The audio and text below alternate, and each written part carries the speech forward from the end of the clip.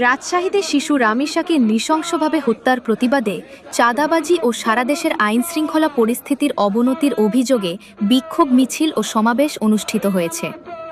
শুক্রবার জুম্মার নামাজের পর মহানগরীর সাহেববাজার 0 পয়েন্ট থেকে বিক্ষোভ মিছিল বিভিন্ন সড়ক প্রদক্ষিণ করে শেষ হয় বাটার মোড়ে। সেখানে সমাবেশের আয়োজন করে ইসলামী ছাত্র শিবির ও খেলাফত মজলিস।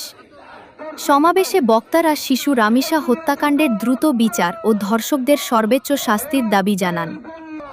বলেন, বিচার প্রক্রিয়ায় দীর্ঘসূত্রতার কারণে সাধারণ মানুষ ন্যায়বিচার থেকে বঞ্চিত হচ্ছে। এ সময় বক্তারা ইসলামী শরিয়া অনুযায়ী বিচার ব্যবস্থা কার্যকরের আহ্বান জানান। এ সময় সংগঠন দুটির বিভিন্ন স্তরের নেতাকর্মী উপস্থিত ছিলেন। ইসলামী ছাত্র শিবির জিন্দাবাদ জিন্দাবাদ, এই অ্যাকশন টু অ্যাকশন, এই ধর্ষকদের বিরুদ্ধে ফাঁসি ফাঁসি ফাঁসি চাই।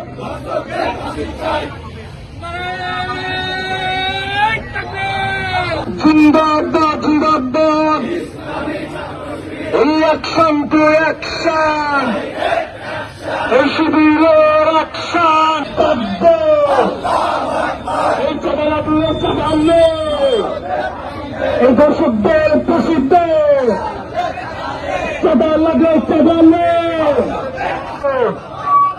এই আমার বোন নাম কেন এই দিয়েছি তো রক্ত, এই রক্তের বন্যা দেশে যাবে অন্যা। এই অ্যাকশন টু অ্যাকশন, এই ধর্ষকদের বিরুদ্ধে